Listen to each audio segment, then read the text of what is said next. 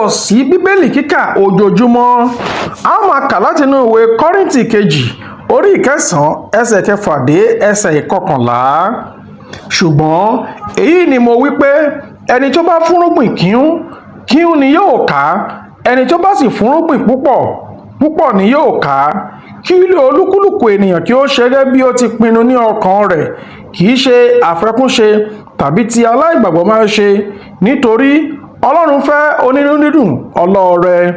Ọlọ́run sì lè mú kí gbogbo ore-ọfẹ máa bisi fún yín, kí ẹ̀yin tí ó ní anito ohun gbogbo ní nigbagbogbo lè máa pọ̀ sí ní iṣẹ́ rere gbogbo. Gẹ́gẹ́ bí a ti kọ ọ́ pé ó ti fọnka, ó ti fifun àwọn talakà, òdodo rẹ̀ dúró láéláé.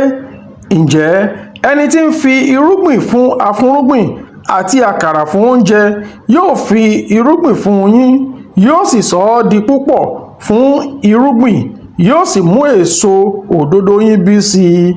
Ẹ̀yin tí a ti sọ di ọlọ́rọ̀ nínú ohun gbogbo fún ìláwọ́ gbogbo, tí ń ṣiṣẹ́ ọpẹ́ sí Ọlọ́run nípa wa. Kí Olúwa kí ó bù sí kíkà àti gbígbọ́ ọ̀rọ̀ rẹ̀. Títí di ọ̀la, ó dàbọ̀.